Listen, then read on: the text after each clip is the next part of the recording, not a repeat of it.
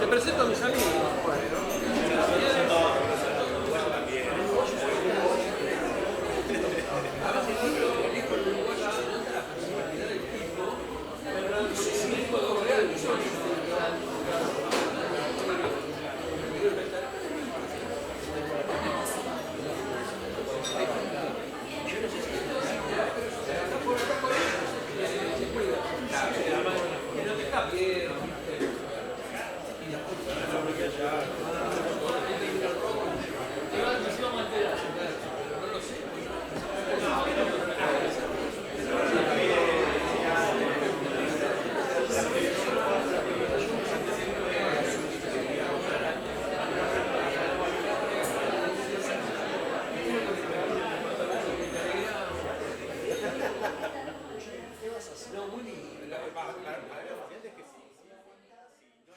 Bueno, me presento muy brevemente. Soy Bruno Massare, soy periodista, soy investigador en ciencias sociales y además docente.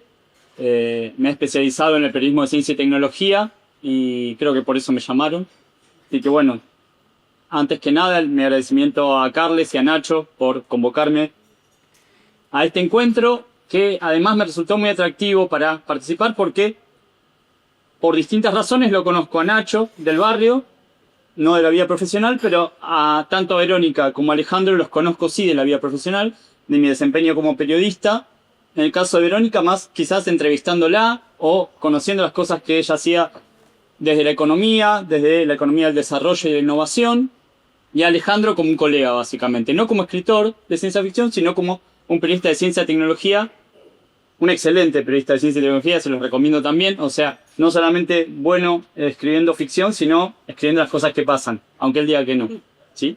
Así que, antes que nada, lo que voy a hacer es presentarlos un poco a ellos y a ellas, para que conozcan quiénes son, y después la idea es que cada uno de ellos dos cuente un poco cómo se cruza la tecnología en lo que hacen, ¿no? Puntualmente en sus trabajos, en lo que tiene que ver con la escritura de ficción y ciencia ficción en el caso de Alejandro, y en lo que tiene que ver con la economía de la innovación, con la economía del desarrollo y el análisis de la tecnología desde la economía, como es el caso de Verónica. Entonces, la idea un poco de este encuentro también va a ser buscar los puntos de contacto en esto, ¿no? Entre la ficción y la realidad, y también la coyuntura, ¿no? Porque también nos lleva un poco a eso pensar a veces lo que pasa en la ficción con lo que pasa en la realidad y con lo que está pasando hoy, quizás, por ejemplo, con la ciencia y la tecnología, ¿no?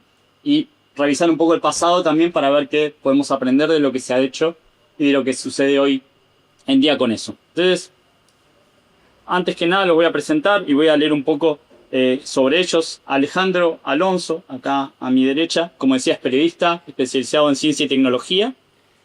Más de 3 décadas de trayectoria en medios gráficos y digitales de la Argentina y la región, donde ha sido redactor, editor y jefe de redacción. Es además escritor, poco en la función que viene ahora, ¿sí? Con obras publicadas en el ámbito de la ciencia ficción, la fantasía y la literatura infantil y juvenil, ¿sí? Entre sus obras se destaca La Ruta a Trascendencia, ganadora del premio UPC de novela corta de ciencia ficción. Ahí está. Su más reciente novela en el género ha sido La Ucronía 1959, aquí debajo, de la que hay varios ejemplares también, ¿sí? Y en literatura infantil y juvenil ha publicado Lorena y el Mago y El Sapo Encantado, entre otras obras, ¿sí? Verónica Robert, doctora en Economía por la Universidad de Buenos Aires, ¿sí? Actualmente se desempeña como investigadora independiente del CONICET, docente en la Universidad Nacional de San Martín y directora de la Maestría en Desarrollo Económico de la Escuela Interdisciplinaria de Altos Estudios Sociales de la UNSAM. Se desempeñó como subsecretaria de Estrategia para el Desarrollo de la Secretaría de Asuntos Estratégicos de la Nación. Es especialista en Economía de la Innovación y el Cambio Tecnológico. Sus publicaciones recientes refieren a transiciones ecológicas y digitales y sus impactos sobre cadenas de valor y sobre las estructuras productivas de las economías periféricas. Y bueno, como decíamos, la idea un poco para arrancar y que después de estas reflexiones de Verónica y de Alejandro, la idea es que haya un diálogo acá, o sea, vamos a esperar preguntas de ustedes si las tienen. Yo también tengo las mías. pero no, la intención de este encuentro obviamente no es que solamente hablen ellos, sino que podamos tener un diálogo entre todas y todos. Así que elijan ustedes quién quiere un poco dar el puntapié acerca de lo que es su trabajo, su obra. Así que Pero tecnología en general, planteaste el punto de contacto entre... a mí lo que pensamos un poco como comienzo es que ustedes reflexionen sobre lo que es su trabajo, en tu caso desde la ficción y en el caso de Verónica, en el trabajo académico de economía, de la tecnología, de la innovación, y como poco como excusa también tu libro 1959, que tiene que ver con una tecnología disruptiva justamente, para que no lo hayan leído, que de repente aparece en la Argentina, ¿no? Es una ucronía, es decir, algo que podría haber pasado, pero no pasó. O sea, es algo que viene justamente de lo que es la ciencia ficción, que la ucronía es una parte muy importante de eso. Así que, quien quiera, quizás lo ideal es que... Dale. Bueno, muchas gracias a todos, a la audiencia por estar, a los organizadores por convocar. Para mí fue muy atípico cuando recibí el mensaje de Nacho. No entendía nada, aparte de fin de año, siempre fin de año es un gran caos, así que contribuía más a la confusión de qué era esto. Pero ni bien lo tuve claro, me interesó y me convocó muchísimo poder estar acá. Así que bueno, nada, gracias. Volveremos también como audiencia luego. ¿Y por qué estoy acá? Es una buena pregunta. ¿Por qué invitar a un economista, ¿no? a esta charla? Bueno, en primer lugar quiero decir que dentro de lo que es la economía, mi rama de especialización es atípica, ¿no? En primer lugar. Me dedico a los temas de ciencia, tecnología e innovación y al impacto que tiene la innovación y el cambio tecnológico sobre el desarrollo económico. Esa es, digámosle, mi área de expertise. ¿Cómo fui a parar ahí? Es también bastante particular. Yo creo que es porque en realidad soy ingeniera oculta. Cuando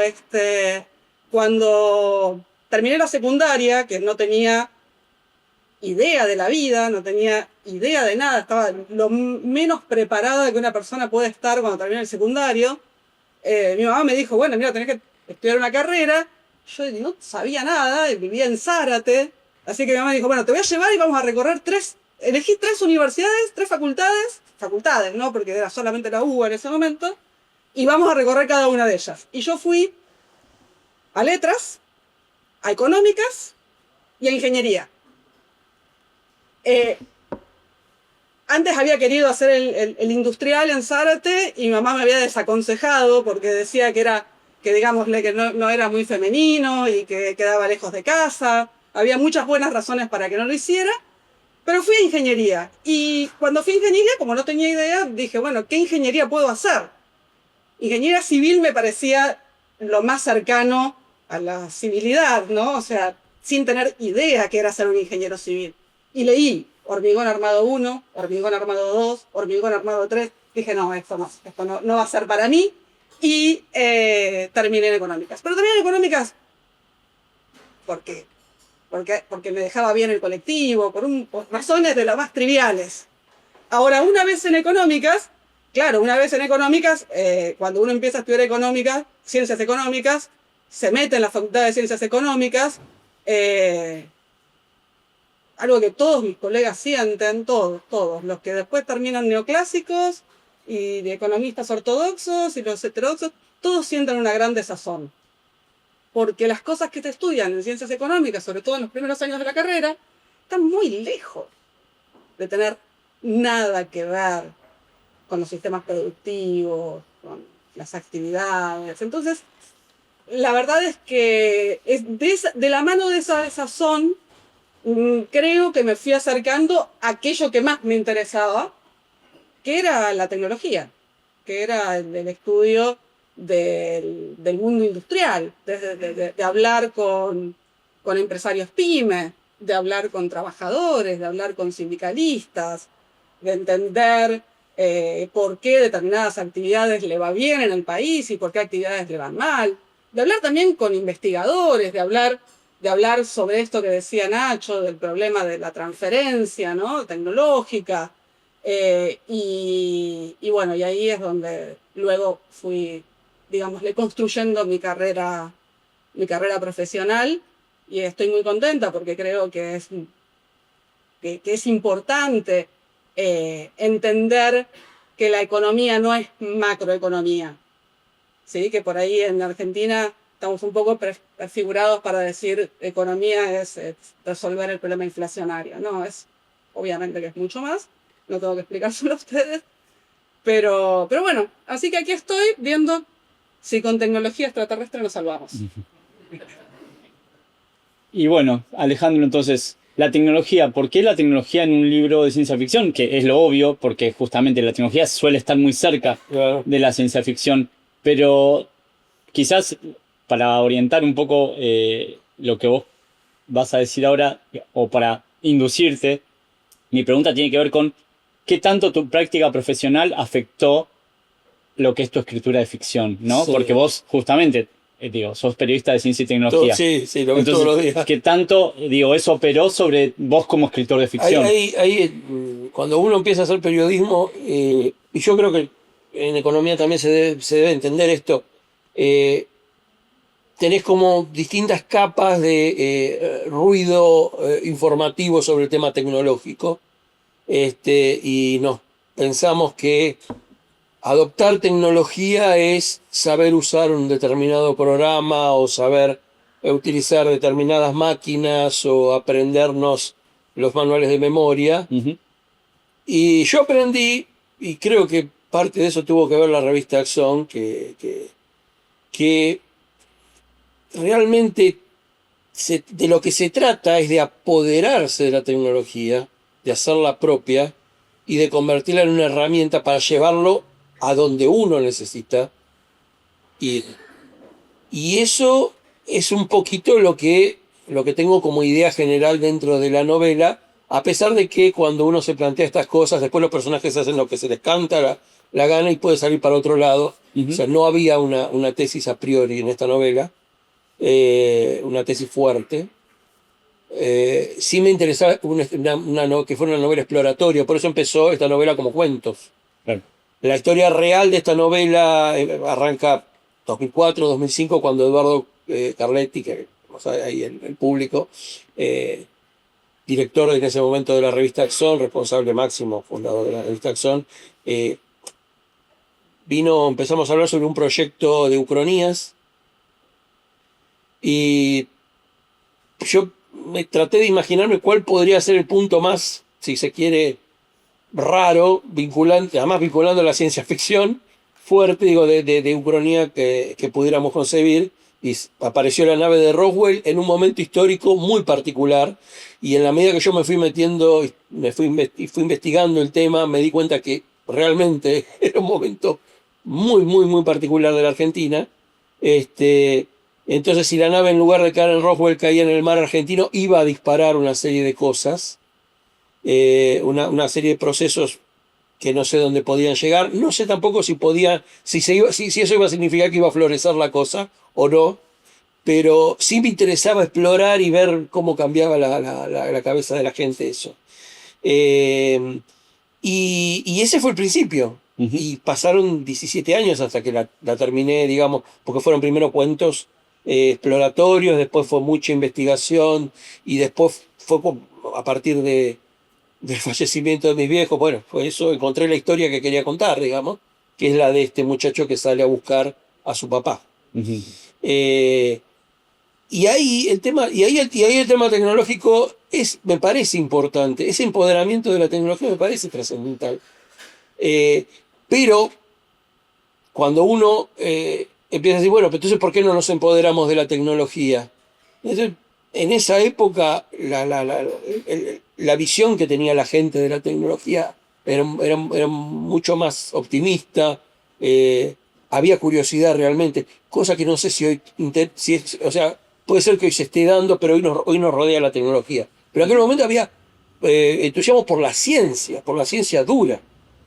Revistas como, o sea, acá tengo una más allá, hablaban de eso, y esta revista era popular. Ujú. Los diarios publicaban notas de eso. Entonces había como una especie de caldo de cultivo para que las cosas se dieran de una determinada manera. Había libros de divulgación que hablaban de astronáutica y todavía no habían lanzado el primer satélite, o sea, realmente eran libros de divulgación que estaban hablando de temas de avanzada, con fórmulas y todo, digamos. No estoy, creo que la década del final de la década del 40, o sea, lo que fue posguerra, y la década del 50, fueron muy fructíferas en ese sentido. Y Argentina tuvo la oportunidad, por cuestiones coyunturales, de justamente hacer eso en ese momento, es decir, tomar una cierta tecnología y de alguna manera poner al servicio de lo que quería, el caso de la fábrica de aviones, claramente. Pero también existe esto que comentabas vos, es decir, hay factores humanos de por medio. También en esa misma época le compramos el cuentito a Richter y se fue a hacer todo un desarrollo en la isla Huemul que los mismos físicos de Argentina decían, es un verso, eso no va, no tiene ningún viso de realidad. Este señor no ha publicado ni un paper. ¿Cómo vamos a creer? Y sin embargo, la política le creyó, le puso la cucarda, todo y salió. Bueno, había una necesidad, pero eso también indica la necesidad o sea, los títulos de los diarios y el involucramiento. O sea, había un entusiasmo real. Puede haber sido una equivocación genuina, además, pero, o sea, la oportunidad estaba ahí. Me parece que la palabra es empoderamiento, la palabra es apropiación. Esa es la palabra, apropiación de la tecnología. Y hay muchos ejemplos de esto. De tecnología incluso que empezó siendo propietaria y después por multitud, las mismas empresas que la hacían propietaria dijeron, no, ¿sabes qué? La hacemos abierta. Es mucho mejor así, incluso por un tema de relaciones públicas. Es mucho mejor así. Casos hay un montón. Pero eso sucede hoy. O sea, que hemos aprendido de Linux mediante, hemos aprendido a que las cosas se hacen mejor en comunidad.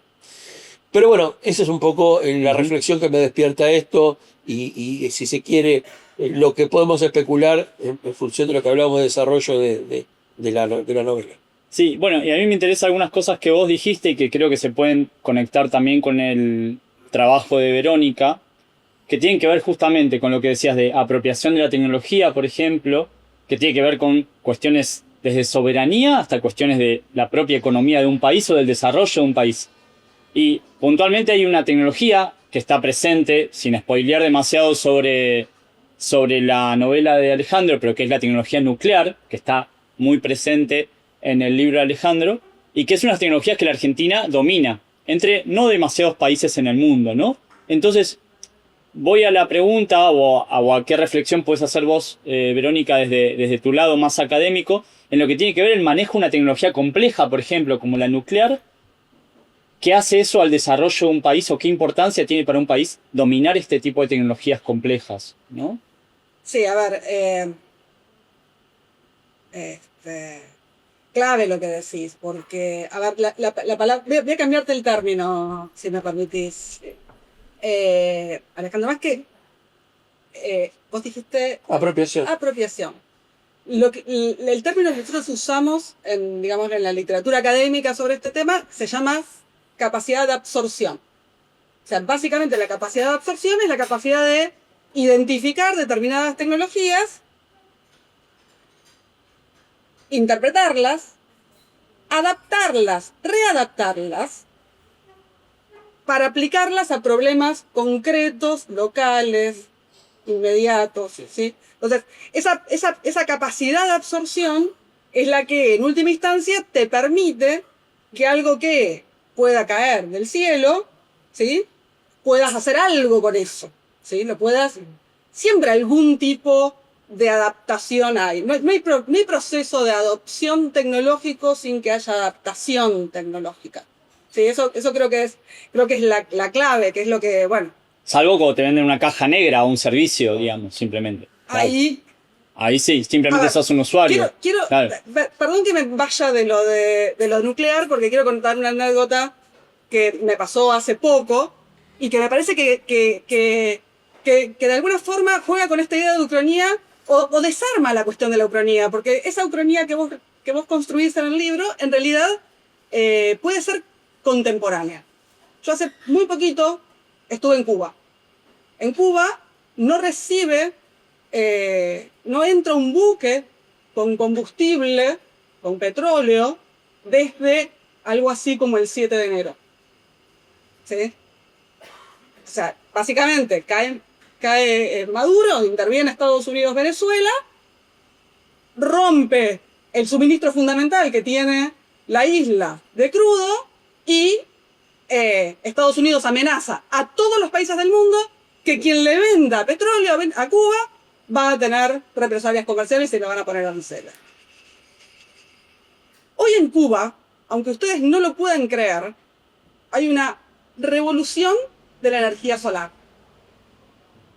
Hay oficialmente, perdón por tirar algunos números, oficialmente hay 6 gigawatts de capacidad eléctrica instalada en toda la isla. Hay 200 megawatts, es decir, 0,2 gigawatts de potencia oficial solar instalada en la isla, es decir, muy poquito, pero Cuba tiene hasta la fecha importados 3 gigas, tiene 6 instalados y tiene 3 gigas de paneles solares importados, que están instalados, algunos todavía no están instalados, algunos están instalados, digámosle, privadamente, algunos públicamente y muchos otros privadamente. Por otro lado, Cuba dejó de andar el transporte público, porque no tienen combustible. Suspendieron las guaguas. Los carros de los 50, con los motores que tienen, imagínense, el combustible se está vendiendo a precio de dólar.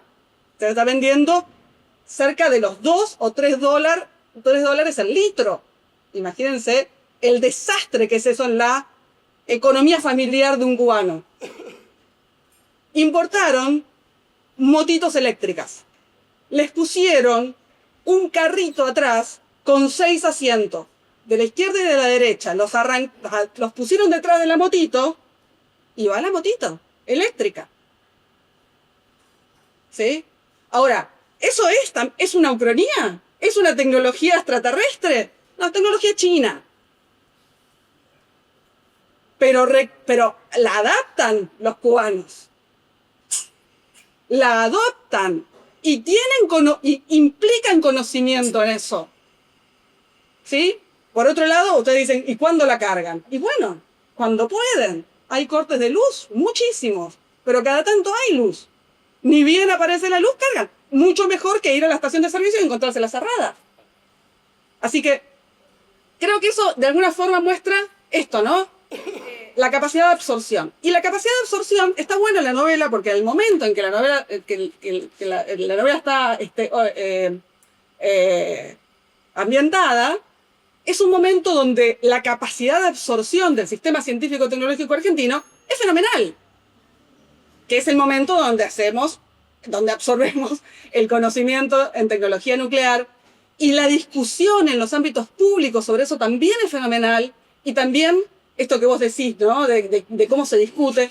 Hay una discusión pública. A mí lo lindo de esto es que el fenómeno Richter, que pudo haber sido, y de hecho fue un blef, pero por el otro lado, digamos, provocó todo un movimiento un poquito antes y un poquito después ya existía, pero esto como que lo amplificó en la esfera pública y termina fundando las instituciones que hoy son las que rigen el sistema nuclear argentino. Balseiro sale de ahí. Pero el debate... Y la crítica de Balseiro a lo de Richter es demoledora, pero Balseiro se posiciona con esa crítica, entre otras cosas. Pero el debate PWR versus Candú, ¿no?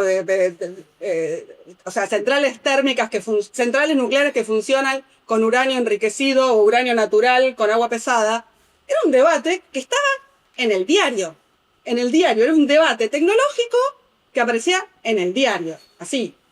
Y nada, es eso, es una sociedad donde había mucho conocimiento científico, la ciencia era parte del debate público y la capacidad de absorción era muy alta. Sí, Muy sí, con bien. Sábato mandando cartas de lectores. Sí, sí, sí. Totalmente, Sí, sí, sí. totalmente. Sábato, no Ernesto. No, no, sábado el físico. Sí. Claro. Pero bueno, no, y una cosa que quería mencionar también es que vos hablabas de investigación, pero a la vez estamos hablando de ficción. O sea, ¿a qué me refiero? A que uno tradicionalmente en el trabajo de Verónica hablaría de investigación porque es en lo que se basa Sí. el trabajo de Verónica como una académica, pero en el caso de la literatura, la ficción, uno no piensa instantáneamente en ficción, sino que quizás piensa más en imaginación, ¿no? Claro. Pero vos tuviste que hacer una Sí, investigación sí, para sí, esto, sí. de hecho trajiste algunos de los Sí, libros sí, en de los que hecho, trabajaste. yo digo, una de las cosas que me llama la atención, bueno, la revista Más Allá, este libro lo recomiendo, es el de los chicos Cristian Ballini, Effelbaum, está Darío Labia y demás, armaron este libro pidiendo los testimonios de los que escribieron las cartas a Más Allá. Biblioteca si alguien lo quiere llevar entre. ¿Eh? Está disponible en la biblioteca. Perfecto. Es una de esas cosas que uno dice, está muy bien, pero de repente ahí, no sé, a ver, a mí un libro que me voló la cabeza fue escrito por un ingeniero además, Ujú. que se documentó muy bien. Sí. Mariscotti además es un especialista, y digo, está vivo, se lo puede seguir en redes sociales, gracias Sí, a sí. Dios, sigue vivo. O bien este otro que hay una edición mucho más linda, mucho más grande, que habla de lo que fue la experiencia de la fábrica de aviones allá en Córdoba. Fadea. Y eso, además con detalle de los modelos, de los aviones, de lo que realmente fue y de lo que no fue, porque eso también es importante aprenderlo. Lo que no fue también es parte de la lección que hay que aprender. Eh, pero yo acá quiero hacer la salvedad, y esto yo lo digo siempre. Yo leo todo esto con, vamos a poner entre comillas, con muy mala leche, porque lo que yo busco no es la verdad, sino la verosimilitud. Entonces, yo estoy escribiendo una novela de género. No, no, mi intención no es, puede escapárseme esto de bajar línea y pensamientos y qué sé yo, como cualquiera, pero yo estoy escribiendo, o sea, tengo privilegio la trama, y de hecho, si la tesis de la novela por ahí no se ve, es precisamente a lo mejor, no es una disculpa, pero sucedió así, en otros lugares se ve mejor, eh, porque justamente los personajes en un momento se me apoderaron de la novela y medio que hicieron lo que quisieron. Este, entonces, esto yo lo leo buscando justamente los puntos que apoyan esa visión que yo tengo del mundo. Obvio que los puntos en contra no los descarto, quiero decir, el Ujú. punto en contra que me han obligado a cambiar el argumento. Pero en general estoy buscando dónde el diablo metió la cola justamente para hacerlo más interesante. Entonces, no es un estudio académico, no es un estudio... distinto es cuando uno hace la función de periodista, distinto es cuando uno hace la función de investigador para hacer un pequeño paper o un resumen. Pero así todo algo queda, quiero decir, Claro. uno sabe que tiene que traicionar la historia para escribir una ucronía, porque si no, no la escribas. Pero lo interesante es que algunas de esas fuentes pueden ser tomadas también por un trabajo académico. Perfectamente el libro de Mariscotti sobre la isla de Huemul también puede ser el objeto de un Mirá, trabajo académico Cuando sobre digo, cuando desarrollo digo económico. que hay libros de divulgación, esto lo publicaba Columba, editorial Columba. Este libro es de Teófilo Tabanera, padre de la aviación. Ujú. Y ¿qué es la astronáutica? Este libro es del año 58 o 59. Con esquemas, fórmulas. Y eso, y la editorial Columba era una editorial muy popular. Ujú. Entonces, esto se consumía. Esto se consumía. Claro. Bueno, traje de Tabanera porque es medio pariente político ahora, a partir de que mi pareja se llama Florencia Tabanera, era el primo del papá de ella. Lo que me llevó a investigar un poquito también el tema familiar Ujú. y darme cuenta que nada, que existían cosas como esta que vos decís, pero a ver, yo esto de las colecciones lo vi en los años 80 recién, esas colecciones científicas que iban apareciendo, y no había en esas colecciones fórmulas. Ujú. No se discutía, esto todavía no había, o sea, esto estaban haciendo Claro. en la Argentina. Ujú. Estaban haciendo, no estaba el primer satélite en el espacio y hay un capítulo que habla de satélites. Entonces quiero decir, si mi personaje, que es un monstruito de 13 años, pero porque no es un pibe común, digamos, absorbió todo esto, pues yo lo creo plausible, me parece verosímil que pudiera haber sido así, que tuviera esa visión del mundo, Ujú. un poco así ingenieril de las cosas. La radio y la televisión también contribuían a eso. Y ahí sí tengo la experiencia. Bueno, mi papá estudió radio y televisión para armarse su propio televisor en la década del 60, 70. Porque te comprabas los kits, seguías, pum, soldabas, pum, tenías tu televisor en tu casa. Y no era técnico en electrónica en ese momento, era técnico mecánico. Había una curiosidad, que es decir, siempre un poquito más allá, y tenía que ver con tecnología o con ciencia. Me llama mucho más la atención, lo que tiene que ver con tecnología son herramientas que podemos usar. Claro. Eso no me llama tanto la atención. Pero lo que tiene que ver con ciencia, y que ya se venía dando, no sé, con la visita de Einstein en Argentina, cuando uno se pone a ver, en esto el amigo Pablo Guano me ha abierto los ojos, uno se pone a ver las notas que salían en La Nación del tema, o en otros medios, pero la pucha. Ujú. La gente se interesaba evidentemente por esos temas. Entonces, bueno, nada, no sé, me fui al diablo, pero No, bueno. no, no, no importa, no importa. Pero bueno, la documentación en mi caso es simplemente Ujú. en pos de darle verosimilitud y de encontrar la historia, porque a lo mejor yo empiezo a documentarme cuando no tengo terminada la historia Ujú. y uno tiene la fe de que la historia está. Claro. Mi teoría es que la historia está y yo soy como el paleontólogo que va despejando y va buscando los huesitos y después Ujú. interpreta esos huesitos para generar un esqueleto que pueda ser. Pero ese esqueleto existió en algún momento. Ujú. Bueno, yo me pongo en la cabeza que la historia está y que lo que yo encuentro en estos libros a lo mejor son esos huesitos y que cuando lo termino de armar, la historia ya estaba. Ujú. Y de esa manera yo dejo de sentir la presión de no sé qué voy a escribir. Está ahí. La historia que yo quiero contar estaba perdida en estos libros. Simplemente había que. Pensándolo de esa manera, es mucho más fácil generar un. Por eso digo que a veces se puede ir para lados que uno no busca. Claro, claro. Porque uno la va buscando, como las constelaciones de las estrellas. Mira un perro. Ujú. Viene por ese lado la cosa también. Es medio azaroso a veces. Más satisfactorio para mí. Porque yo mismo me sorprendo a veces. Pero eso, la función que yo le doy a la documentación es esa. ¿Y cómo se relaciona de alguna manera, Verónica, el trabajo académico? ¿Cómo se lleva con la narrativa más de ficción o de ciencia ficción? Porque obviamente son mundos separados, pero también, por otro lado, sabemos, y digo, está casi documentado, de la gran capacidad de anticipación que tiene la ciencia ficción sobre lo que después sucede. Digo, hay un montón de ejemplos. Entonces, ¿cómo se lleva la vida académica con ese otro relato? Obviamente Bueno, menos riguroso, pero a la vez con gran capacidad de anticipación.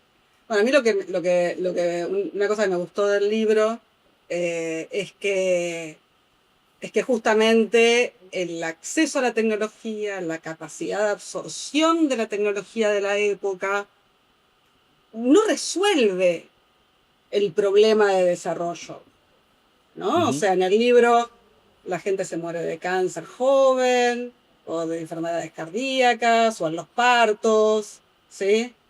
Hay como digamos, hay como, yo cuando quizás un poco afectada por la tapa, vamos a decirlo, pero yo cuando empecé a leer la obra, era como la imagen del Capitán Beto, ¿sí? En el espacio, en la canción de Spinetta. Sí. Porque es esa sensación de una tecnología de punta, pero con olor a grasa, con cierta precariedad. Digámosle, con una adaptación muy idiosincrática, muy doméstica, muy local. Y también digámosle, con los conflictos que van por fuera de la tecnología, ¿no? Y yo creo que ahí hay algo que la teoría, que seguramente vos no leíste a Carlota Pérez, me imagino que no la leíste. No, pero igual obviamente. después te voy a pasar algunas cosas para que leas de ella, o de Christopher Freeman, que tienen una idea que es paradigma tecnoeconómico, describen como las grandes olas del capitalismo en función de, digámosle, de la influencia que tiene la tecnología justamente para mostrar los momentos de, digámosle, de crecimiento económico y los momentos de crisis económica. Y lo que explica ahí Carlota Pérez y Christopher Freeman y otros autores que escriben todos más o menos sobre en la misma literatura, lo que cuentan es que no es solamente la tecnología, sino también las instituciones necesarias para la adaptación y la adopción y la difusión de esa tecnología. Y a mí me puedo contar un poquito del libro, algunas ideas que están ahí. Que él diga. No lo voy a spoilear, no voy a decir el final. Muchos de ellos ya lo leyeron y los que no sirven como avance para que lo lean. Claro, un poco lo que él relata es que el control de esa tecnología está en una suerte de logias, ¿sí? Que son que controlan esa tecnología desde el poder. O sea, Perón va identificando a las grandes cabezas que van a tener acceso a esta tecnología y va a ir cayendo poco a poco. O sea, no todos conocen esa tecnología, ¿no? Y está bien, porque eso es de alguna forma un modelo de transferencia tecnológica basada en esta enorme capacidad científica que tiene el país. Y que no es una tecnología, esa es la otra. O sea, quiero decir, cuando hablamos de tecnología, es un hecho, es una nave espacial que está... Con muchas cosas allá adentro. Entonces las cofradías pueden ser de cosas tan raras como incluso ciencias que hoy cosas que hoy no diríamos que son ciencias, digamos. Sí, las pseudociencias Las pseudociencias que en ese momento, digamos, tenían, no te digo un sustento fuerte, pero había cabezas que estaban ahí que creían en eso. Sí, la escuela científico Basilo aparece. Yo digo, me pareció oportuno dejar la puerta abierta porque tampoco es que yo quiero decir, esto es ciencia y esto no lo es. Está la radiestesia, aparecen un montón de cosas que vos decís, bueno, pero estos eran científicos que dialogaban con ellos. Las brujas no existen, pero que las hay. Pero a mí lo que más me gusta es que no es solamente la transferencia tecnológica desde el gran científico, sino que tienen un rol fundamental en el proceso de transferencia tecnológica el obrero calificado. Esa es la lectura que yo hago, no sé, vos me dirás si tengo razón, si la hice bien o no. El padre del protagonista pasa de y eso. la madre también. Y la madre trabajan en una fábrica. Y el saber obrero, el saber hacer, como elemento clave de la transferencia, de la construcción de conocimiento colectivo, es algo que está en Carlota Pérez, que está en esta literatura, y vos ahí la pusiste. Así que vos me decís, ¿hay un diálogo entre ficción y teoría? Bueno, sí, yo lo encuentro y creo que hay eso. Y también, bueno, al mismo tiempo eso, este sistema que emerge en la novela sirve para tener un desarrollo de la movilidad eléctrica en tranvías, en tramways y qué sé yo, y baterías y todo eso, pero fracasa en otros temas fracasa miserablemente. El control del tema atómico. Es que convengamos que en el periodo de tiempo que yo elijo, y mientras se forman esas cofradías, estamos hablando de una década, me pareció que no podía ir tan rápido. Sí necesitaba que ese muchacho tuviera esa edad en ese momento. Claro. Entonces hubo que transar. Digo, no llegamos, probablemente... Algunos ya me han dicho, la verdad que te quedaste a la mitad de la novela, tendrías que haber escrito qué pasa después. Pero bueno, hasta ahí llegó mi amor, o sea, después veremos. Pero puede haber una segunda parte. Podría. Lo más interesante para mí es la novela.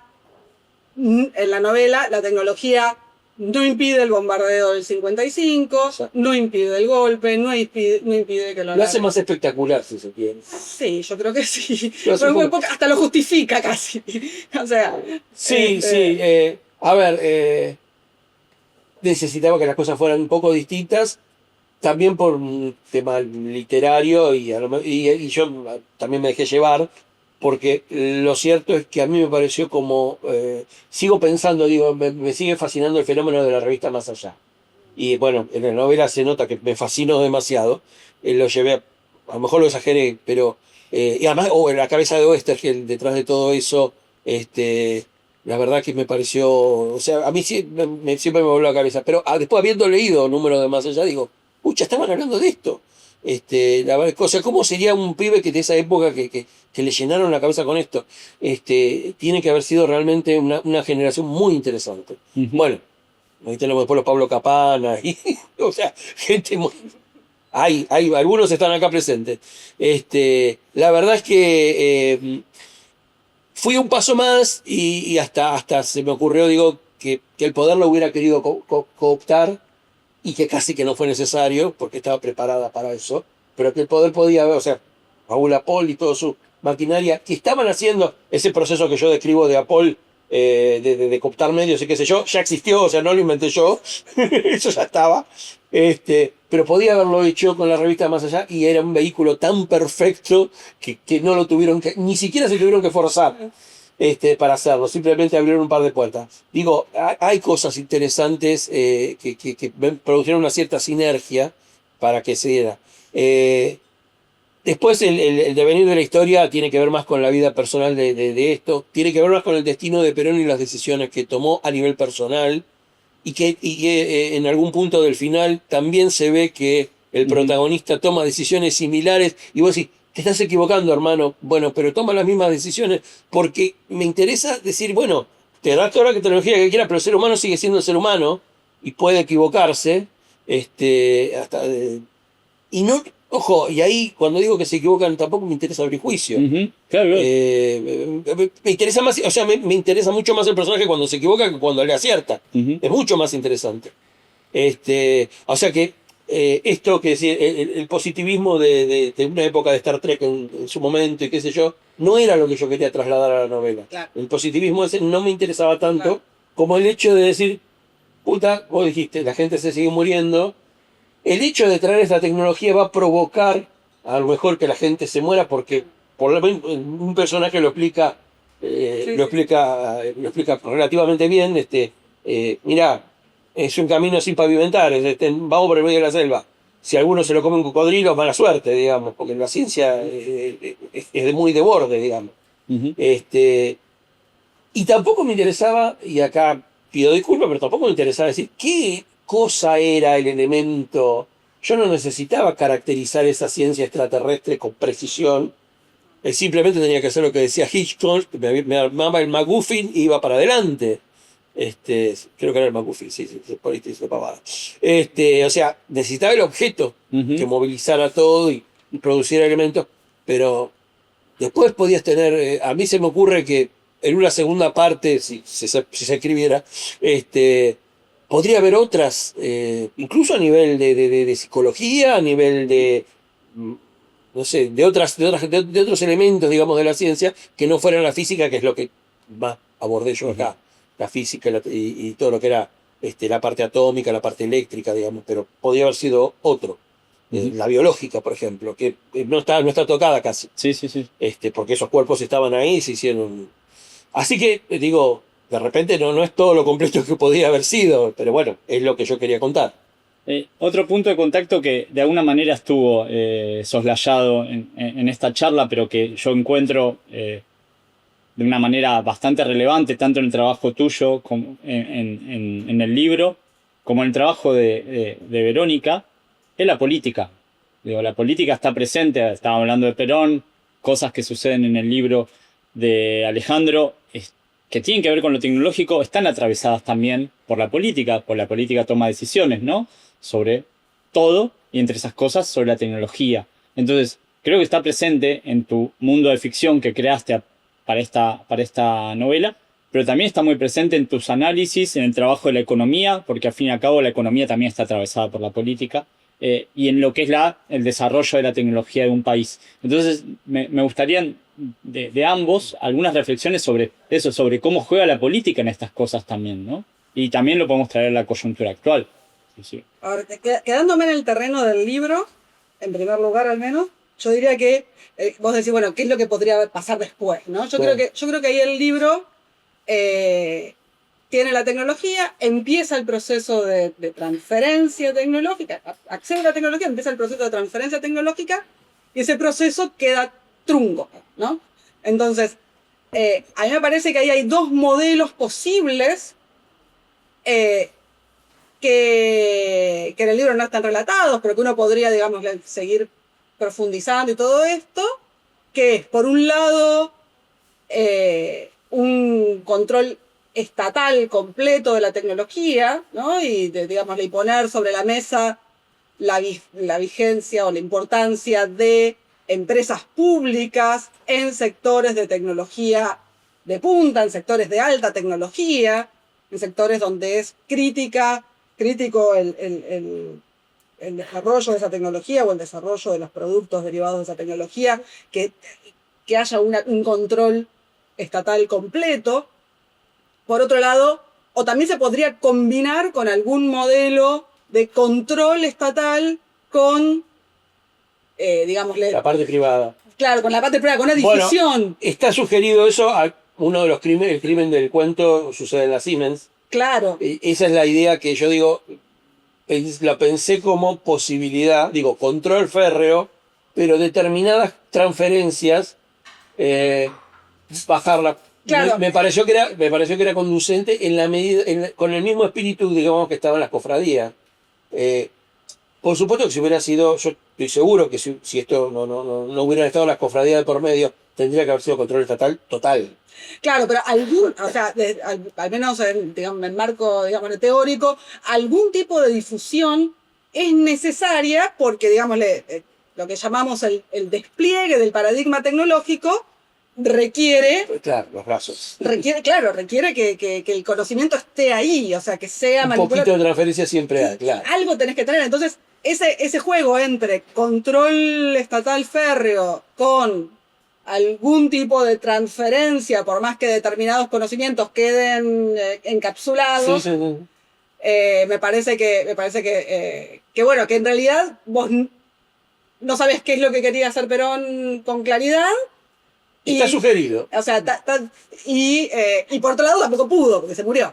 Entonces, ahí queda como inconcluso. No voy a decir por qué. Inconcluso. Y no voy a decir No por vamos qué. a decir por qué.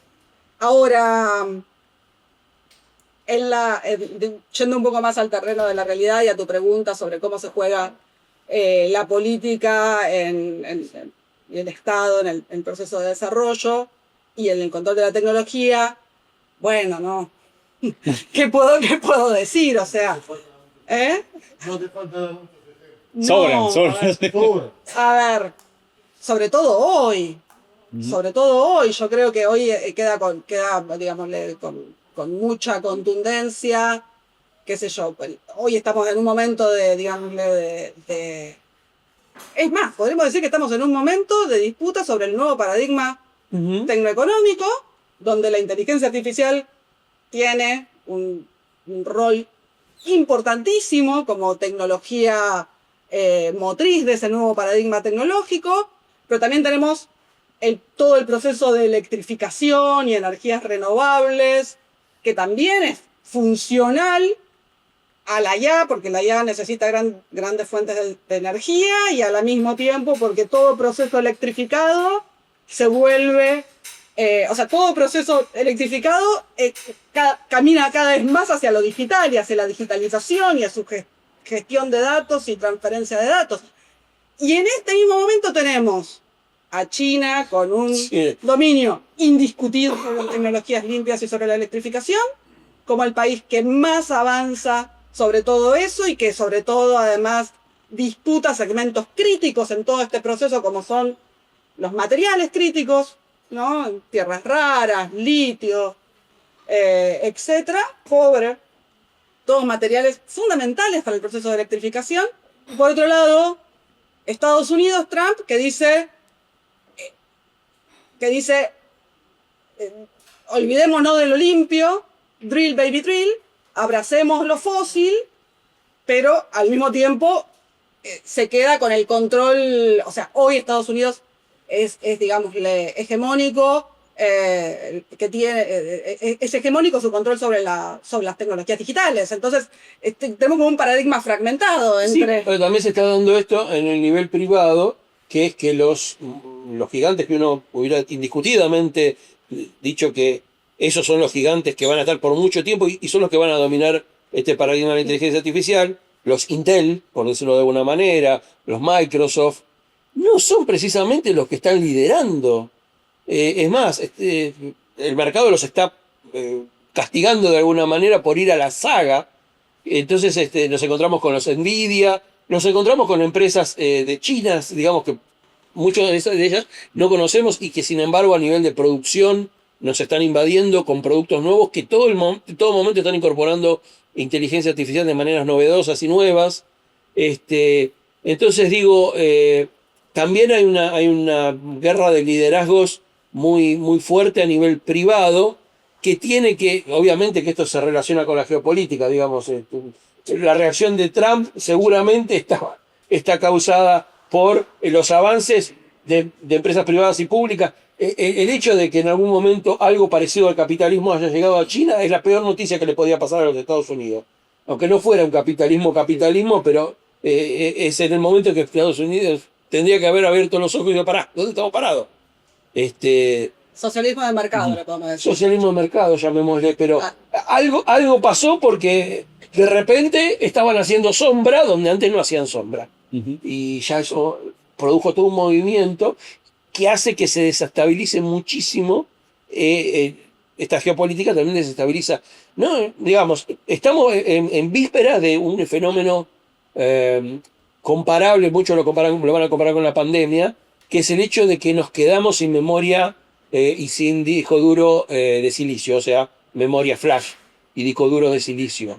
¿Por qué? Porque van a ser consumidos o están siendo consumidos por los grandes centros de datos de inteligencia artificial.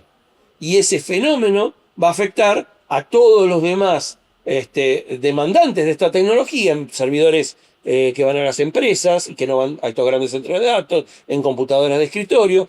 Va a producir, este año lo van a ver, un efecto fuerte en el tema precios. Y todas las empresas lo saben y todas las empresas se están preparando para eso. Con sus mayoristas, con sus distribuidores, viendo a ver cómo pueden distribuir, haciendo realmente economía. O sea, la sábana es corta, bueno, ¿cómo la distribuimos? ¿Cómo hacemos para que más o menos se queden todos tapados? No sé si se dieron cuenta cómo el Alejandro Alonso periodista Sí, acaba de reemplazar al Alejandro Alonso escritor en 5 minutos. Se notó, ¿no? Hubo un cambio, tenés que poner otro sombrero, claro. Pero digo, es ese fenómeno donde está la inteligencia artificial en el centro, produce un descorche logístico similar al de la pandemia. Sí. O sea, nadie, vos los escuchás a los vendors, a los fabricantes, y dicen eso, y lo dicen convencidos, quiero decir, no están escribiendo argumentos de Marx, se los dicen a sus canales en confianza. Prepárate. Sí. ¿Vas a querer vender la computadora? Bueno, prepárate, porque no sé si va a haber estas computadoras que ya vienen preparadas para la inteligencia artificial. Es muy probable que cuando quiera vender la próxima no tengamos memoria para armarlas. Déjame volver al rol del Estado y los dos modelos de transferencia, ¿no? O sea, y también de planificación del desarrollo, ¿no? Hay un libro que se llama Adam Smith en Pekín, que lo escribió un teórico marxista que se llama Arrighi. Excelente libro, fue escrito en el 2006 y la clarividencia con la que escribe China es alucinante. Y en ese libro, Arrighi, o sea, cuenta cómo funciona el Partido Comunista y su presencia, el Partido Comunista Chino y su presencia en las diferentes empresas y a nivel de cada uno de los distritos, de cada una de las provincias y localidades y la Cámara Industrial China en cada uno de los lugares. Y podemos como hacer un paralelo con tu modelo de cofradías y sindicatos mayores y menores. Sí. O sea, es digámosle, un modelo de transferencia y planificación estatal férreo con cierta flexibilidad. Por otro lado tenemos a Estados Unidos, donde también tiene un modelo de difusión de la tecnología que en realidad es como una relación necesaria entre empresas y Estado. Porque hoy el grueso de la innovación en IA, el grueso de la innovación en chips, no está en el sistema científico norteamericano, sino que está en las empresas norteamericanas. con grandes contratos con el Estado. pero que necesitan sí o sí de los grandes contratos del Estado. Entonces, ahí tenés como el modelo liderado por Tal cual. empresas en lo tecnológico, Tal pero cual. con una necesidad simbiótica con el Financiados. Estado, Sí, sí. con una participación del Estado, pero por descartado en los lugares críticos. O sea, Estados Unidos hoy, hace un par de meses atrás, compró una parte, un paquete accionario de la empresa que va a iba a decir de la que va pero Intel tiene de la que también. extrae litio en Nevada, pero también está teniendo cada vez más participación pública Sí. en empresas privadas, porque también el desarrollo tecnológico en esos sectores de alta tecnología cada vez está más lejos de lo público. Ujú. Porque también es signo de nuestros tiempos y hay que ver qué es lo que pasa con eso. Pero bueno, relación entre Estado y tecnología, hay diferentes modelos históricos y hay diferentes modelos actuales, y los chinos han tenido un éxito fenomenal en tecnologías limpias, fenomenal, y tienen graves dificultades para hacer el catch-up en tecnologías digitales, porque Estados Unidos le prohíbe el acceso a los chips, ¿no? O sea, en términos de la novela, Sí, sí. no le llega la tecnología extraterrestre, No, o sea, todavía no está. no la de última punta. No, no, no. Ujú. Pero bueno, eso no les frena. En última instancia uno sabe que lo único que se necesita, porque el caso de Nvidia a mí me llama mucho la atención, lo que necesita es alguien que diga, no, el modelo no es ese, es este, Ujú. y empiezan a construir otro modelo de cero. No digo que se produzca hoy, no digo que se produzca mañana, pero quiero decir, en un momento dado cambió el paradigma. Hoy estamos hablando de chips que tienen una determinada... Voy a hablar de arquitectura, pero digo, la arquitectura Intel está por un lado, la RM está por el otro, y de repente las próximas PCs tal vez que se usen, a lo mejor no tienen arquitectura Intel. A lo mejor la arquitectura Intel dentro de unos años es el 50% del mercado y no el 80% como podría ser hoy. Ujú. Y a lo mejor vamos a hablar, viene los Snapdragon y otros tipos de chips. Entonces digo, en China podría pasar exactamente lo mismo, sobre todo si extienden además sus asociaciones, porque en eso tampoco son tontos, hay todo el tiempo están... Mira, hace poco un amigo me contó que China además divulga en este momento, es mucho más abierto de lo que solía ser, y se está llevando de repente, no sé, un ejecutivo argentino a mostrarle lo que están haciendo en China en materia de inteligencia artificial, o inclusive gente del Estado que está en el tema tecnológico, una empresa como Huawei se lo lleva a China, a Shenzhen, les muestra lo que están haciendo, les dicen, los ayudan, les hacen transferencia tecnológica para que usen sus propias nubes. Acá la nube de Huawei no tuvo mucho éxito, pero en Chile y en otros países fue tremendamente exitosa. Entonces, a lo que me refiero es, hay una apertura que el hecho de que hoy no le peguen... Y bueno, pero tampoco podemos asegurar que eso va a ser lo que va a haber en el futuro. A lo mejor si no se apuran, agarran la otra línea que es la paralela y esa es la que llega. Hay algo muy bueno que están haciendo los chinos ahora, que es que como no tienen el chip de mayor capacidad, Claro.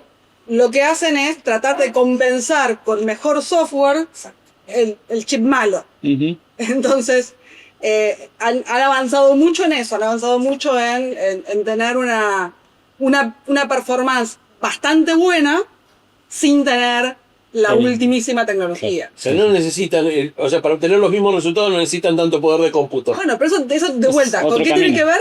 Ah. No, y capacidad de adaptación. A eso me refería. Ah, sí. A eso, Capacidad. exactamente eso que ella dice, Sí. es a lo que yo me refería. Los chinos van por su camino Exacto. y a lo mejor quien te dice, en algún momento hacen el salto de rana y pasan a... Ujú. Entonces, así como está habiendo un cambio que yo pensé que no lo iba a ver, la verdad que... Capacidad de absorción, Ujú. capacidad de adaptación, y por otro lado, también forzando con su poder de mercado la adopción de estas tecnologías en el resto del mundo. Exacto. Si no, vayan a ver cuántos autos eléctricos entraron en diciembre y noviembre de este año al país.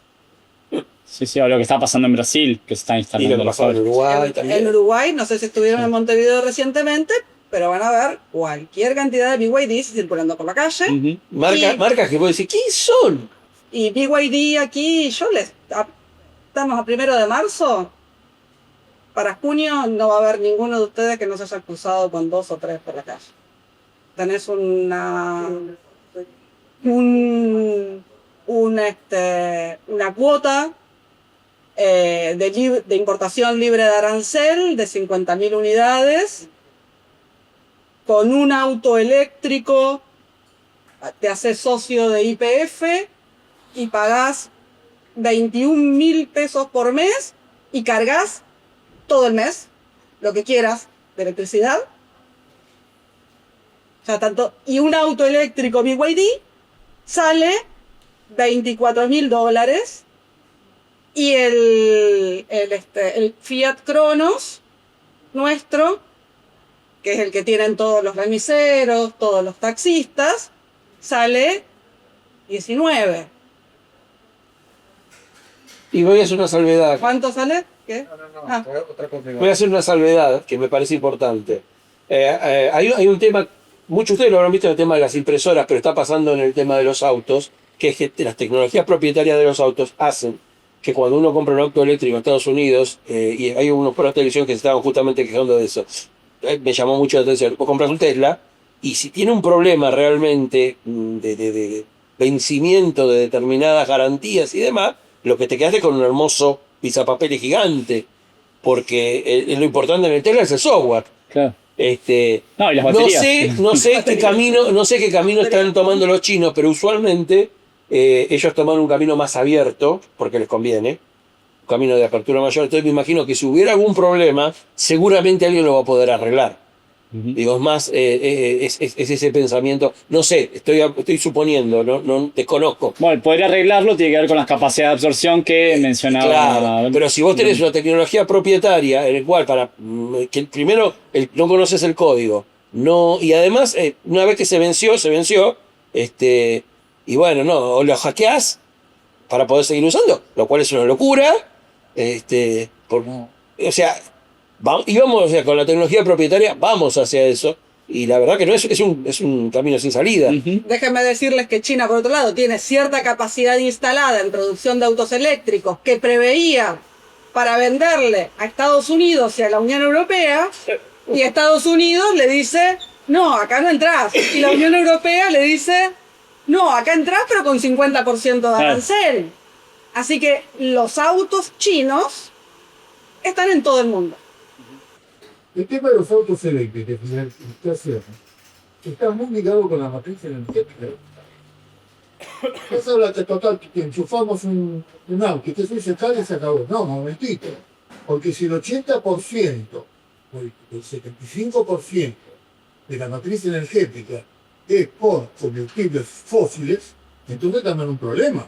Porque es un engaño que yo enchufe tractor. Estoy quemando carbón, estoy quemando petróleo. Río arriba, claro.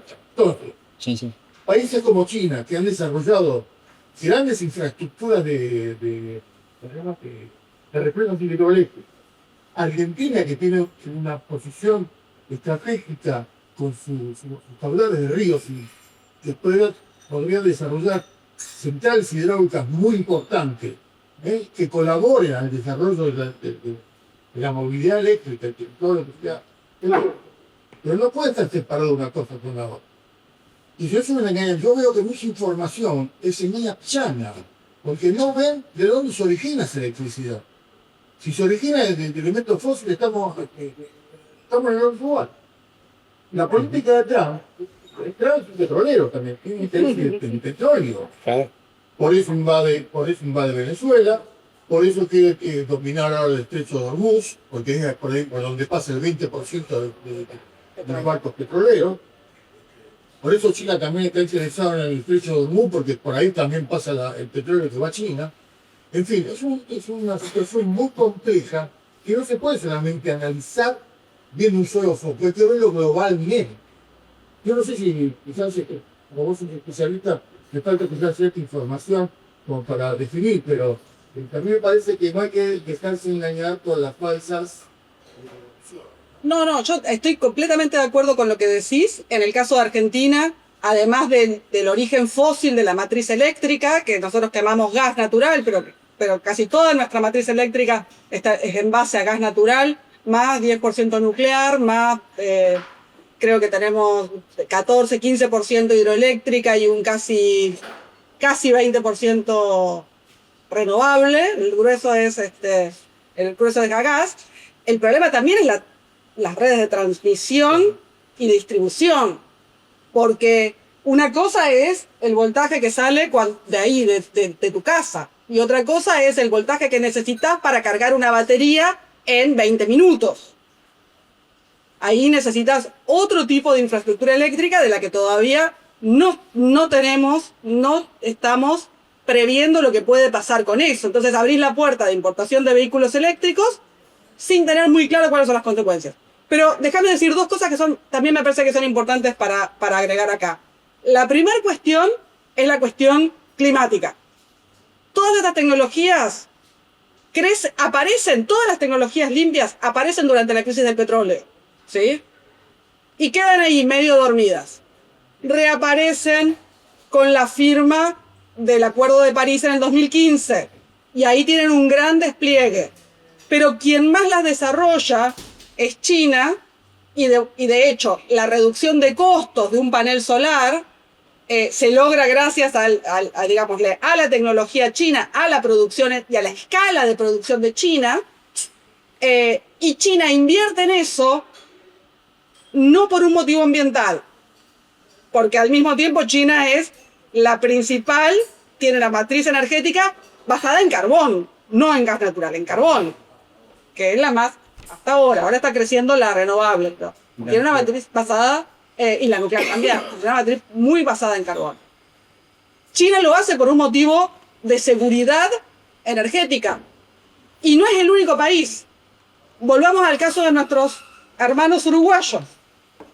Ellos son importadores netos de combustibles, de petróleo. Tienen su planta de refinación, ¿sí? Que es, se me fue el nombre ahora de la petrolera uruguaya. Sí, mira. Bueno, tienen su... ¿Qué? ANCAP, muchas gracias. Sí. Tienen ANCAP que refinan su combustible, pero lo importan. Sí.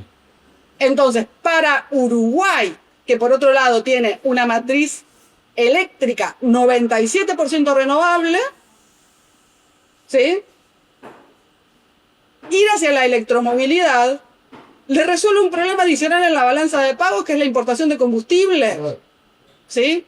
Algo parecido pasa en un país asiático ahora no me voy a poder acordar, país pequeño del sudeste asiático, altamente tiene un alto desarrollo de la industria de la energía hidroeléctrica, y hoy tiene 70% de penetración de autos eléctricos. Eso significa que 7 de cada 10 autos que se venden son eléctricos.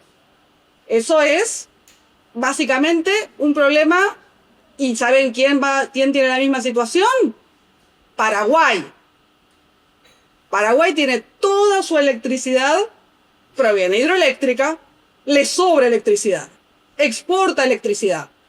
Nos exporta a nosotros, les exporta a Brasil a un precio malísimo. Porque compramos electricidad que si no nos la vende la tiene que tirar. Entonces se la compramos a un precio malísimo. Y no tiene petróleo propio, no tiene ni combustibles propios, le importan los combustibles. ¿Por qué no va a comprar autos eléctricos chinos Paraguay? ¿Sí? Bueno, ahí se conjuga lo que estaba diciendo. Hay dos factores interesantes. Uno, una anécdota que grafica a nivel, casi te diría, mucho más chiquito lo que vos estabas manifestando. Una empresa acá en Argentina se le ocurrió importar monopatines eléctricos para darle servicio. Los iban a buscar, vos lo dejás en cualquier lado, los iban a buscar, qué sé yo. Un buen día se les incendió toda la red eléctrica que tenían, porque no se enchufaban a la red eléctrica normal. La batería, o sea, enchufar un monopatín es una cosa, enchufás 15, voló toda la miércoles. Pero cualquier electricista lo sabe, pero ellos no, o sea, hicieron la importación, no tuvieron en cuenta de cambiar la infraestructura de cableado y llaves y la bajada de ese edificio que tenía. Lo sé de primera mano porque un compañero trabajaba ahí. Y la otra cuestión que yo hago, que no la tengo clara, pero bueno, la voy a dejar planteada porque me parece interesante, es cuando hablamos de países del primer mundo, llegaron a ese nivel de desarrollo tecnológico gracias a matrices que tenían que ver con energías que llamamos sucias. Entonces, a veces, en algunos casos, pedirle a un país que empiece a aplicar ahora, que está en un nivel de desarrollo mucho menor, energías limpias, con digamos, con la ventaja cuando se sabe que, digamos, aceleradamente podría con energías sucias satisfacer ciertas necesidades que tiene, se joden otras cosas, pero digamos, ahí produce también una discusión o un ruido que a veces es aprovechado en detrimento de las... Sí, ese concepto de justicia en la transición energética. Exacto, Totalmente, totalmente. exacto. Y ahí O sea, se juega- y eso también me parece que hay que contrabalancearlo. Ahí se juega mucho también esto, ¿no? Países que son autónomos en la producción de petróleo y gas y países que dependen de importaciones de petróleo y gas. Entonces, cuando vos dependés de esos combustibles, la migración hacia eso pasa por otro lado. Algo parecido pasa con la producción automotriz. Muchos países, en particular la Unión Europea en general, Alemania en particular, retrasaron todo lo que pudieron a la electromovilidad. ¿Por qué? Y bueno, paradigma tecnológico. Lo que ellos saben hacer es una autocombustión interna. Volkswagen y Mercedes-Benz, de lo que están orgullosos profundamente, es de lo bien que funciona su autocombustión. Entonces, pedirle que abandonen de hacer eso para pasar a ser un motor eléctrico, bueno, primero mintieron en las emisiones que largaba el auto, después pido gancho a la Comisión Europea que prorrogaran los plazos, hicieron todo lo posible y están haciendo todo lo posible, están, digámosle también, en este momento asociándose con los movimientos de derecha dentro de la Unión Europea para conseguir ventajas y alargar la transición. Es difícil, es todo un tema muy complejo. Y hay un punto también que es muy importante, que es que hace 10 años generar electricidad con un panel solar era carísimo. Ahora no. Eso cambió. Ahora no. Tenemos un comentario acá, ahora vamos atrás ahora. Sí. Cuando mencionabas el tema de los coches eléctricos, que ahí me pensaste que... Ya no te escuchan. Bueno, cuando mencionó el tema de los autos eléctricos, que ahí moví la mano y pensaste que iba a ir, pero no. Voy a poner un tercer factor. Trabajo en escuelas y los chicos de sexto, séptimo grado están viendo por YouTube los coches eléctricos chinos. Lo que les llama la atención no es que sea un auto eléctrico, es que, por ejemplo, aparece una chinita que hace así con la mano y el auto solito sale del estacionamiento, para y abre la puerta. Y la chica entra y falta que ni siquiera agarre el volante, directamente dice, vamos a la oficina y se queda leyendo el diario. Eso le pone loco a los chicos, lo cual me hace pensar que nosotros hasta ahora estamos hablando de lo que es lo macro, pero ¿qué pasa con lo micro? Porque yo estoy todos los días con chicos que su sueño es tener su último celular chino, porque el año pasado estaba con un chico de 9 años que estaba feliz porque me regalaron un Xiaomi. Y no voy a dormir en estas vacaciones, decía el pibe. ¿Sí? Ahora, ojo, vemos eso por un lado, pero por otro lado me encuentro con chicos que si leen 2 párrafos de texto se cansan y me dicen mucho texto, profe. Los leen y ya se olvidaron lo que leyeron. No tienen interpretación de texto. No entienden lo que es una operación matemática ni cuándo se aplica. Entonces, vuelvo a la novela y a lo que contaba Alejandro de un país que incorporaba no solamente tecnología, sino el trasfondo cultural para aprovecharla. ¿Y eso lo tenemos o no lo tenemos? Lo tenemos que recuperar. Claro, porque están viniendo las cosas ahora de China porque nos la dan baratas, pero la estamos tomando como juguetes y la estamos aprovechando como chicos porque no tenemos preparación para ir más allá. Eso es un problemón que a los chinos, obvio, les reconviene porque es estamos servidos en bandeja. Eso se da, eso se da en el 80% de los casos o en el 90%, pero tenés también, existe el ejemplo, o sea, existen muchos ejemplos de lo contrario.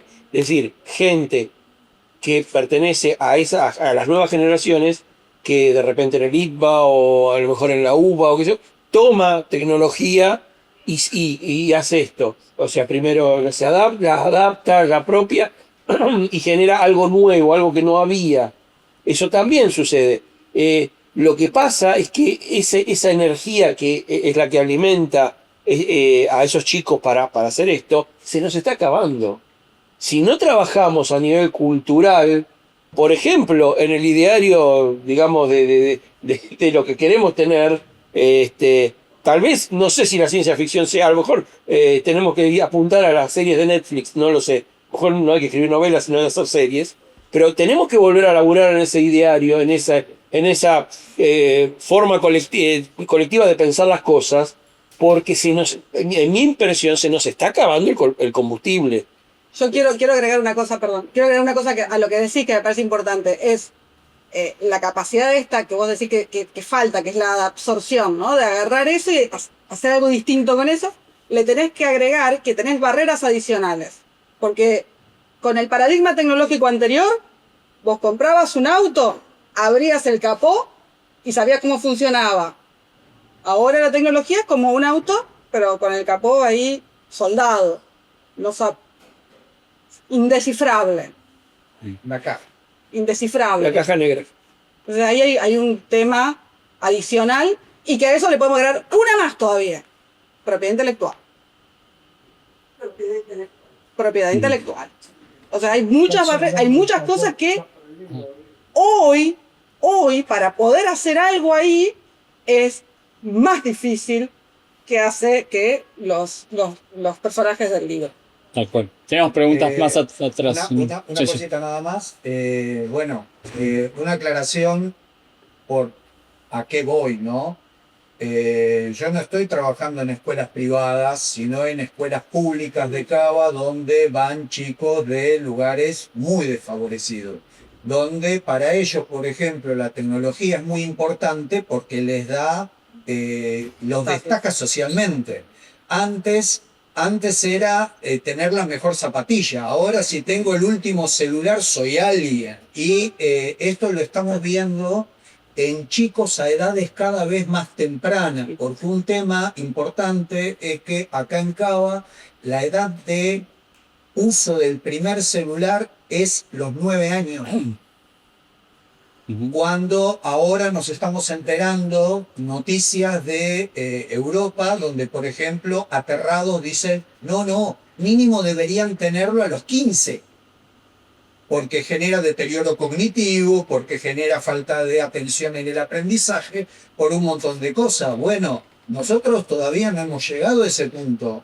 Es más, no sé, sabemos si vamos a poderlo adaptar, porque ya tenemos una bola de nieve que está rodando y cada vez más grande. Pero, ¿qué pasa? Tenemos eso por un lado y por otro lado tenemos a China, donde China cada vez más tiene un nivel de formación, donde buscan tener cada vez más gente preparada y donde, por ejemplo, la ciencia ficción pertenece a los libros de texto. O sea, en China no es que tenga una librería de novelas como si fuera una cosa de entretenimiento. No, van a los libros, está bien. Detalle importante, ¿no? Todos los libros de ciencia ficción en China están censurados por el Estado. Se publican si el Estado da el ok, porque hay temas que no se pueden tocar. Sí. Hace poco la editora de esto estuvo en China en un evento que tenía que ver con la ciencia ficción, por eso Ya tienen esa. Habilitamos allá atrás que había preguntas, sí. Ricardo. Ricardo. Sí, yo tenía ganas de volver a la novela, pero Dale, hay un vamos. punto que me toca particularmente, que es mi punto de línea, como se decía en otra época. Es el tema del involucramiento del Estado.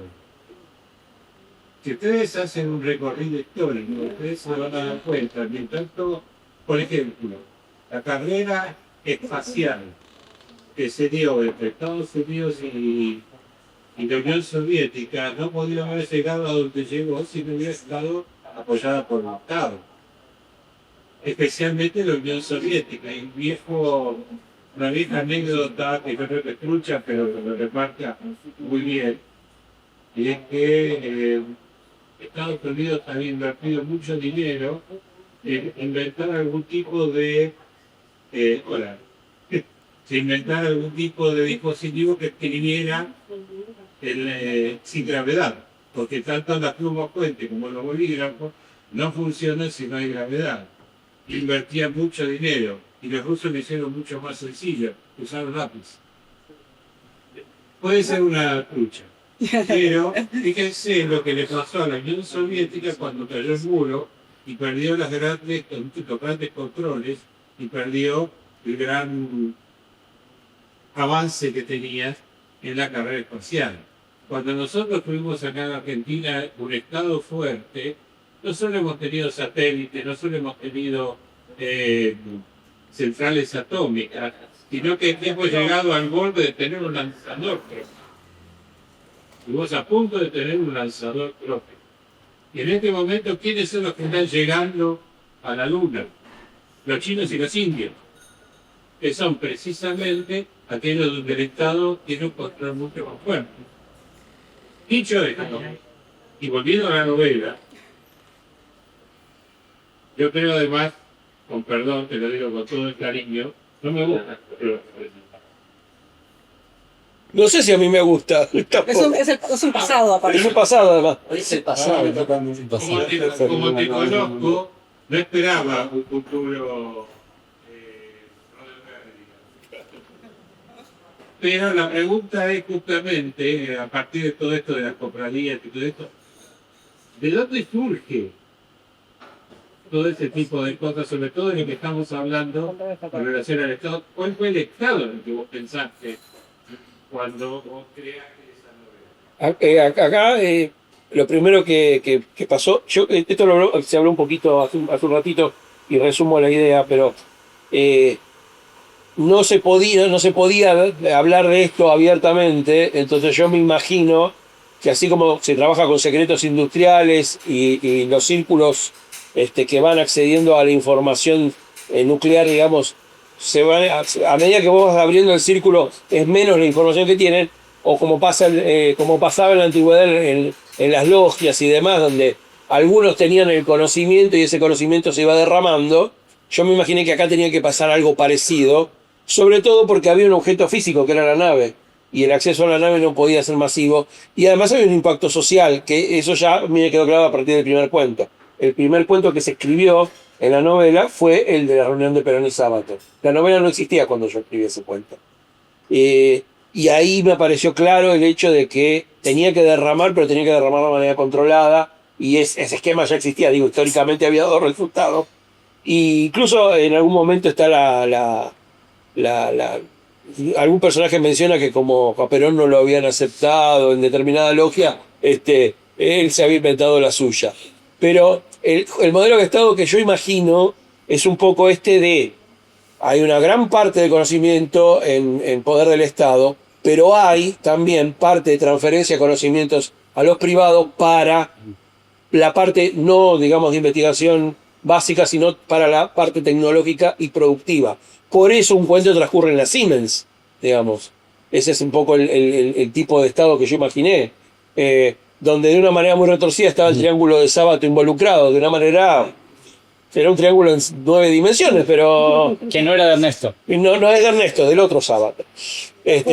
Nos vamos a cansar de... Era un hipercubo. Claro, nos vamos a cansar de decirlo. Pero bueno, ese es el Estado que yo imaginé en principio, que no cristaliza justamente porque, bueno, muere el líder. Eduardo estaba levantando la mano. Yo quiero hablar de la novela, porque cómo me quedó la impresión a mí y la sensación. Yo de economía entiendo economía, ¿verdad? Y entiendo cómo me atacan los veo otra que de afuera, pero la entendés un rato y después te acá. Es así. Pero una fuerza, la novela. En la novela me da la impresión que consciente o inconscientemente Alejandro, plantó un montón de semillas. Las semillas yo las voy a personalizar en las cofradías. Pero también hay algunas personas con conocimientos que están aparte de las cofradías que tienen, digamos, haciendo fotos.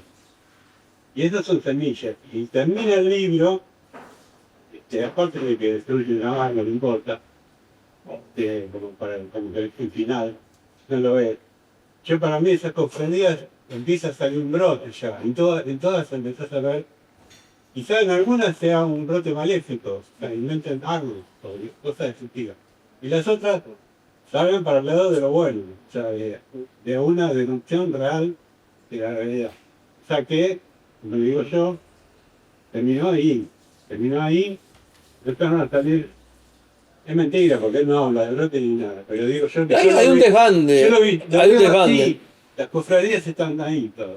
Hay las cofradías mayores que están en la primera parte de la historia. Otras se vendieron a los milicos. Claro. Hay de todo.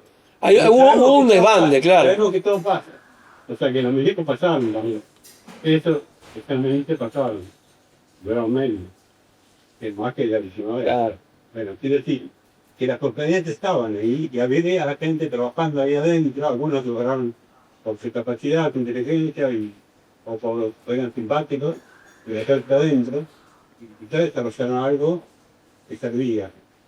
Y ahí está la evolución. La irrupción que no aparece en el libro está para futuro. Entonces lo que te dijeron de hacer otra segunda parte es muy difícil para vos, entiendo yo, porque vos te informaste todo sobre la época y tenés que cambiar completamente. Tenés que pasar el punto que vos marcás. 20 años después a construir otro mundo diferente. Por eso estaba ambientada en 1959, entre otros motivos. Tengo que, o sea, yo no tenía la capacidad, no sé si la tengo hoy, de hecho, de poder entender cómo iba a ser ese mundo si primero no exploraba lo que había una década y 2 años después. Es exacto como así. editor, le hubiese dicho esto a un tipo con un libro así. Bueno, pará, acá no podés terminar. Teníamos dos preguntas allá atrás Tenés después. plantado un Sí. montón de semillas, por lo menos que 5 o 6 brotes. Tenés razón. Algunas Jessica. serían maléficas, de verdad, porque algunas cofradías por ahí inventarían armas espantosas. Claro. Y otros, por ejemplo, el sistema vital de la nave. Los mantenía vivos a través del espacio durante la dañina. También lo estaban estudiando, que fue mucho, porque el tipo que Sí. la navecilla Rover, que no sé si existió, estaban ahí muertos y algunos desentendidos. Sí, es claro. Bueno, eso me parece que es lo que puedo interpretar yo como autor y como escritor del libro. Y te quedaste ahí. Bueno, vamos a decirlo de una manera. Hace mucho tiempo yo escribí un cuento que se llamaba Demasiado Tiempo. Y vino un colega del círculo de ciencia ficción y me dijo, este cuento termina termina justo donde lo tendrías que haber empezado. Y ese cuento fue el que después me provocó a escribir La Ruta de la Trascendencia. O sea, se llama Demasiado Tiempo y ahí con eso yo después, y tardé, ustedes lo saben, 8 años, 9 años, hablando con todo el mundo de la física distorsionada de la Ruta de la Trascendencia. Vos podrías hacer como hablaban de la tecnología de arte y la inteligencia cerrada, ¿verdad? Podría dejarle a otras personas que lo desarrollen. Ningún problema. Ningún problema. Sobre tu nivel. Generosidad sobre las ideas. Es que lo que a mí, a ver, yo acabo de decir algo que no es la primera vez que hablamos. Yo construyo universos. Cuando yo construí el universo de Oniris, los cuentos más famosos de Oniris y los que ganaron premios no los escribí yo. Los escribieron en España. Un autor español. Y ese cuento ganó. El mío no. El mío no ganó. Pero el de él sí. Basado en el universo que habíamos construido. Pero digo que lo construí yo, pero se van a dar cuenta, quien lea la última parte en el libro donde hago los agradecimientos, que lo habíamos construido entre todo el taller literario de Axón de aquel momento. Especulando, jugando. Algunos se copaban y decían, che, te lo voy a usar para tal cosa. Y usaban y escribían su cuento. Mejor logrado, peor logrado. Hubo de todo. A lo que me refiero. Yo construyo universos. A veces no soy tan exitoso en llevar a buen término ese universo. Pero como en el caso de la Ruta Trascendencia, en el caso de Oniris, en el caso de 1959, es abierto. Nada, es un patio de juegos que está abierto. O sea, sí, obviamente me gustaría saber quién lo está haciendo, me gustaría, no sé, que no lo usaran, Vale. no lo usaran en contra por algo negativo, pero Te voy a decir para que no te entienda mal. Quiero decir que esa semilla que vos pusiste ahí, que como te digo, no sé si es muy consciente o consciente, de fare esta semilla que son unas cofradías, con todo, cada una con un conocimiento, con los nombres más extraños, porque algunos son extraños. Es una construcción que hiciste, es una construcción y un legado importantísimo, y que además lo hacen en casi todas las series ahora. ¿Sí? Por una razón económica, vos decís que no, ganás plata con sí, esto. sí, sí. Pero lo hiciste por una generación literaria. Era parte del universo, lo que pasa es que no se podía contar todo el universo. Dejate un montón de cosas, a punto de estallar, digamos, a Es así. pero ¿qué preferido del norte? Que se rompe la tierra y sale. Pero puede ser un estallido. Ahí, por ejemplo, perdón, ahí en el cuento menciona un viaje es bueno, al sur, es bueno. perdón, ahí en el cuento menciona un viaje a la Antártida. Ese es un cuento de la Cofradía de los Físico-Químicos. Y en su momento, digo, me estuve documentando para hacerlo. En algún momento lo escribiré, que involucra justamente al padre porque en un momento dado el padre así, porque no quiere la cosa, dice, yo que viajé a la Antártida para probar los misiles de plasma, ese viaje es un cuento en sí. Yo no llegaba, de los tiempos que no llegaba a incorporarlo en esta novela, y no hubiera tenido sentido, porque la novela es lo que es. Después, si escribo un segundo tomo, a lo mejor son todos cuentos que transcurren en eso, míos y de otros. Claro. Y sería hermoso, la verdad que sería hermoso. A lo que voy, me gusta construir universos. A veces fallo en cerrarlos, pero me gusta construir universos, eso me fascina. Me fascina, por lo menos, eso la verdad, a esto yo le llamo universo literario. Pero abierto está bien, o sea, obviamente, generacionalmente, a mí esto me lleva a los expedientes X. Yo me siento en los Más expedientes abierto que X. los expedientes. Y más abierto que los expedientes No hay. X, y no encontrás. No hay, No es hay. una escuela, es una escuela. Ay, Bueno, son las 7 menos 10, está empezando a bajar la luz, es domingo, mañana hay que trabajar. No es una hora muy auspiciosa, pero igual, igual. aun sin ser Estados Unidos, sin ser China, algún margen de acción tenemos, algún rayito de esperanza mencionado Alejandro hace un ratito.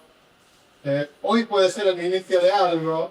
Les pido que, si quieren, especulen un poco para arriba. ¿Qué podría salirnos bien si todos los astros se alinean? Yo tengo mi teoría al respecto, pero a mí me parece que estamos en esa fractura de cambio de paradigma, que ese cambio de paradigma tiene algunas tecnologías que son, digámosle, de alta innovación, que en esas tecnologías de alta innovación tenés a la informática y en particular a la inteligencia artificial, donde estamos muy lejos. Tenemos competencias en software, que sería como la tecnología que difunde a la inteligencia artificial, a la alta tecnología, pero no es la alta tecnología. No última tenemos milla. Claro, la última milla. Entonces, tenemos la capacidad esa de difusión, que no es poco, pero no tenemos la alta tecnología. En biotecnología estamos mejor. ¿Podemos jugar algún juego de alta tecnología ahí? Tenemos que tener mucho cuidado con el control estatal, porque hoy el Estado pone plata ahí, se crean empresas y se extranjerizan. Entonces hoy hay que tener algún mecanismo de control estatal, que puede ser empresa pública, empresa mixta, acción dorada. Hay muchos caminos para que lo que está pasando vergonzosamente no pase más. Y hay que buscar eso. Y después, en transición, estamos muy lejos de las tecnologías fundamentales para la transición, que son materiales. Y además estamos muy lejos en capacidad industrial para poder implementar muchas de esas tecnologías. Pero tenemos un conjunto de recursos naturales, entre ellos litio, entre ellos energías renovables, que te hace atractivo a determinadas inversiones internacionales. Lo que hay que hacer es lograr un mayor control estatal de los recursos naturales para que en el proceso de negociación con el capital extranjero no se vuelva un modelo extractivo. Entonces, ¿qué jugar? Jugar capacidad de difusión en software, alta tecnología en biotecnología y jugar difusión y negociación con el capital extranjero en autos eléctricos, paneles solares, no tanto ahí, pero aerogeneradores seguro y baterías. Es decir, reconfigurar el aparato productivo que fue bueno, pero en el paradigma anterior, en el paradigma metalmecánico. Lo tenés que traer a las tecnologías actuales y tenés que jugar en esos tres campos porque esos son los tres que motorizan la tecnología. En este momento, la parte de tecnología de la información, vamos a arrancar. En este momento, la parte de tecnología de la información es aquella en donde en el país hay pleno empleo. Y es aquella en el país donde están pasando cosas que vale la pena destacar, y algunas de ellas de exportación. Sin ponerme a hablar de los unicornios y de toda una serie de cosas que tienen que ver con empresas argentinas que realmente son inmensas, y uno diría, caramba, son basadas en software, son basadas en tecnología.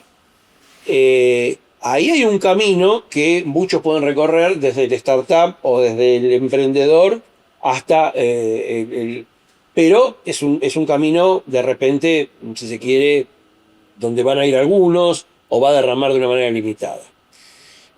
A lo que me parece que hay que hacer, y es un trabajo de hormiga, y acá le doy la mano a Jorge, es un trabajo con los chicos que están viniendo ahora y que se van a incorporar al sistema.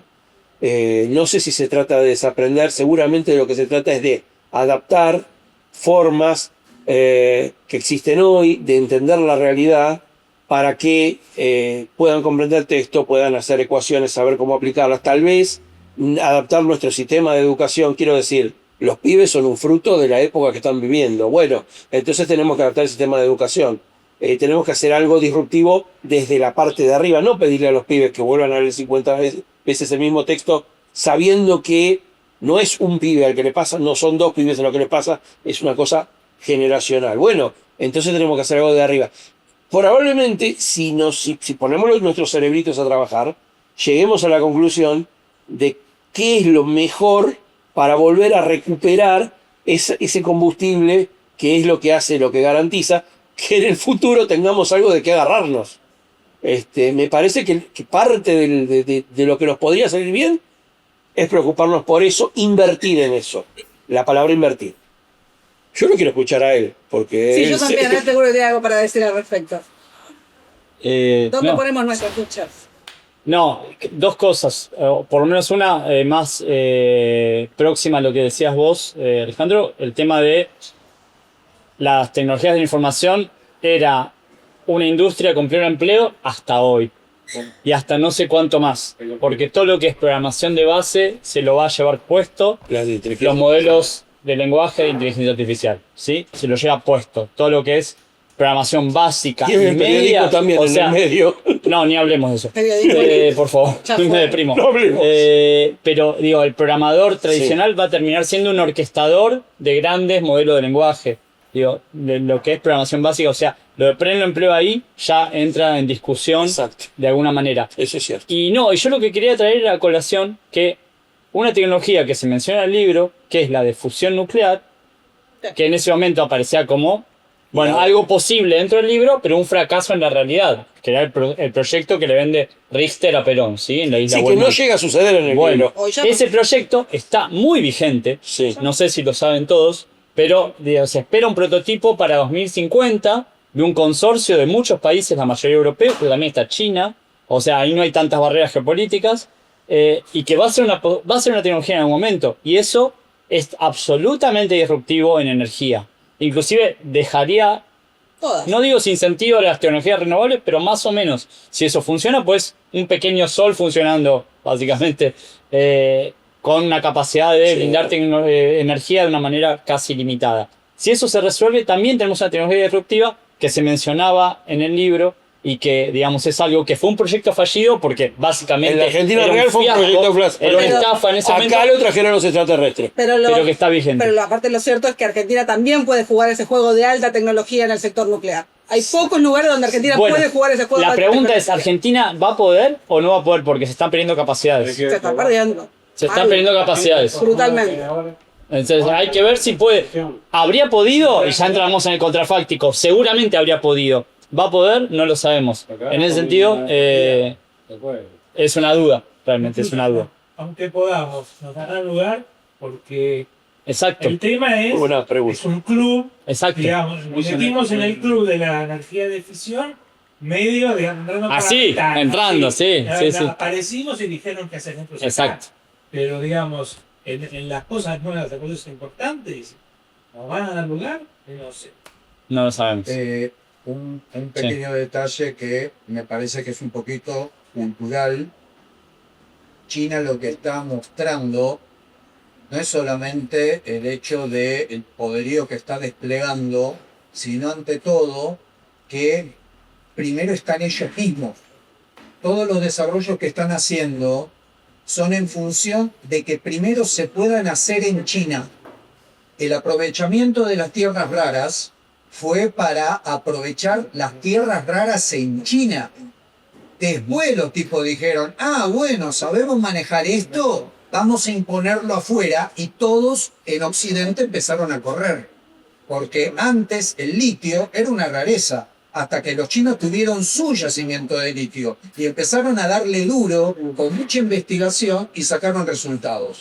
Entonces, ¿por qué voy a esto? Porque la Argentina es un país muy raro. Es un país que está todo concentrado en una ciudad y tenés el 90% de la superficie sin explotar, y eso es desde la noche de los tiempos. Tenemos un desarrollo local pendiente histórico. Sí. Y eso es algo que no muchos países tienen, o porque son muy chicos, o porque no son muy variados, o porque tienen países monstruos al lado, y entonces es mucho más fácil depender. Nosotros no. Y hay todo un tema político con eso, porque ya estuvo explotado por un montón de autores, históricamente, incluso a nivel económico. Entonces, es un desafío interesante. No es solamente si nos van a dejar en el afuera, porque siempre pensamos como colonia, pero, bueno, hay que competir con tal o cual. No, ¿qué pasa acá adentro? Sí, absolutamente. Y ojo, porque una cosa también que lamentablemente se nota es que en la educación no se ve esto. Los chicos no tienen una noción de lo que es este país en tamaño, por ejemplo. Ellos terminan siempre pensando en local. Entonces, ¿qué pasa? Pensás en chiquito. Sí. Y este país es enorme. Hay una disonancia cognitiva. Y el tema es que vamos a un mundo que, si cambia de paradigma, nos va a pedir precisamente apertura cognitiva. Así que bueno, dejo abierto. Es verdad. No sé si tenemos tiempo para alguna pregunta más. Ya tenemos que ir cerrando, ¿no?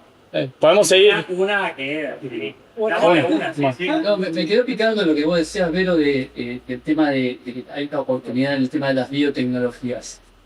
¿Qué incluye, digamos, qué hay dentro de ese espectro de biotecnologías que estamos bien, digamos? Mirá, somos buenos en dos cosas. En biotecnología para salud, somos muy buenos imitadores. Imitamos temprano, imitamos bien, sacamos, digamos, principios activos de drogas biotecnológicas muy rápidamente. Cuando se está por vencer la patente, metemos, sale la droga. Sale en el momento justo. Eso es muy bueno. No hacemos la de punta, pero somos muy buenos imitadores. Y esa capacidad de imitación temprana es muy buena para mercado doméstico, mercado regional, mercados de regulaciones bajas, exportaciones a diferentes mercados latinoamericanos, a África, a Asia, y esa es una muy buena capacidad. Y ahí podés jugar un juego porque hacer la droga biotecnológica copiada no es una pavada. No puede entrar otro tan rápido. Entonces ahí tenés una fuente de renta. Para que termino con la otra, que me parece que la otra incluso es más importante. Después tenemos la capacidad de sacar eventos transgénicos únicos.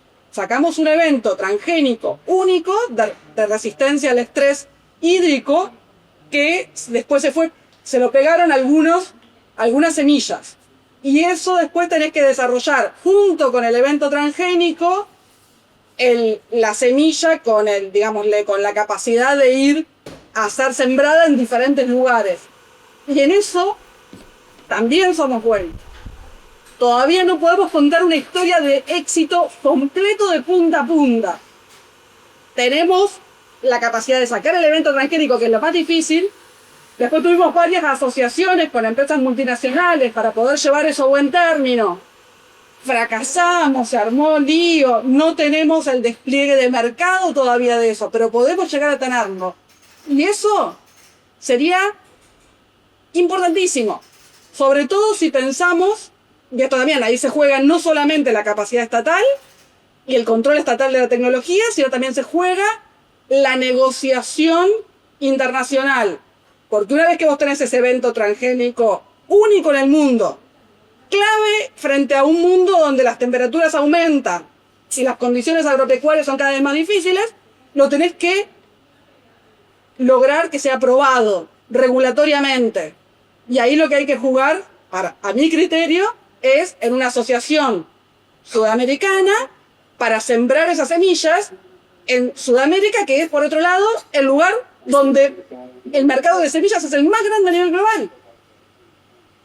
Aunque esa semilla no sea vendida en Kansas, si se vende en Brasil, en Paraguay, en Argentina, ya es golazo de media cancha. Todavía no lo logramos, pero estamos ahí. Entonces, por eso yo digo, podemos jugar en lío.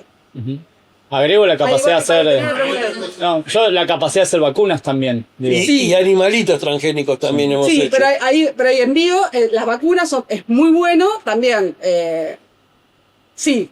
Bueno, ahí volvemos, o sea, y volvemos al ejemplo de lo que vos dijiste primero, ya es una realidad.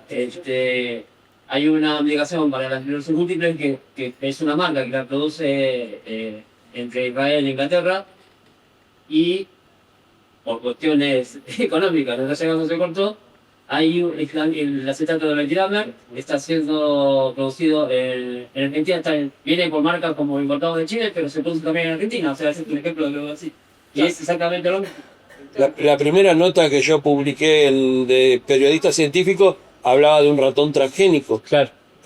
Al cual le habían cambiado determinado gen y era apto para el ratón de laboratorio para hacer determinadas pruebas, y tenía capacidad de exportación, eso por lo menos pensaban que podían tenerla. Quiero decir, nuestros investigadores realmente en ese momento jugaron una carrera contra investigadores de todo el mundo y ganaron. Sí. O sea que está también esa posibilidad. Digo, ese es un caso, no sé, hay otros seguramente, pero... Otro punto importante en biotecnología es que tenemos también un mercado probable, es el del anticuerpo monoclonal. En este momento se está fabricando medicación anticáncer casi puntual, eso lo sé por experiencia propia, y que no se está difundiendo mucho por cuestiones de patentes y de escala. Pero teóricamente en lugares como el Instituto de Loire y ese tipo de lugares, Casará y esas empresas, podríamos tranquilamente, a una fracción de lo que se está importando, fabricar, no me acuerdo cómo se llama ese tipo de medicamentos ahora, pero la base Sí, ahí donde lo que se juega mucho, de vuelta es el control estatal sobre eso. ¿No? Ahí lo que se juega mucho es porque a ver, Sigman recibió un crédito del Bicentenario para escalar su capacidad de producción de principios activos, digámosle, de producción de medicamentos biotecnológicos. y esperábamos con eso reducir el costo de los medicamentos de alto costo. Pero después Hugo Sigman vendió los medicamentos al precio del mercado. O sea, ahí hay cositas por tocar. Hay una cuestión que algún año de esto podemos llegar a debatir, es que si la burguesía, ¿qué tan nacional es la burguesía nacional? Para otro ciclo eso. Esa nos queda. Podemos estar discutiendo un año. El ejemplo de las medicaciones que te dije, esa medicación que se produce acá es más cara que la que hay importada. Pero digamos así, ¿cómo puede ser que la que se produce acá, que reemplaza a la otra, que sea genérica, es más cara? Y lo peor es que cuando puedes decir, ¿cómo puede ser si además todo eso surge de un sistema científico que se nutre de un trabajo en universidades y centros tecnológicos, estamos pagando plata entre de todos, CONICET, y que además la capacidad instalada de producción fue o un crédito del Bicentenario o un Fonarsec, o sea, todo financiamiento del Sistema Científico Tecnológico Nacional. O sea, cuando se produce ¿no? el reemplazo, o sea, el sentido común te dice, bueno, se reemplaza por algo que es más barato, como son medicaciones que el Estado la cubre en su totalidad. Uno piensa en una cuestión de sentido común. Bueno, se supone que si cambian esta medicación que viene de afuera, y por una si la hacen acá, tiene que ser barata, no es más cara. La de acá más cara. Y después tenés otros, sí, tal cual. No. Interminable. Bueno, creo que tenemos que ir finalizando, hay una obra de teatro, entiendo ahora, así que tenemos que terminar.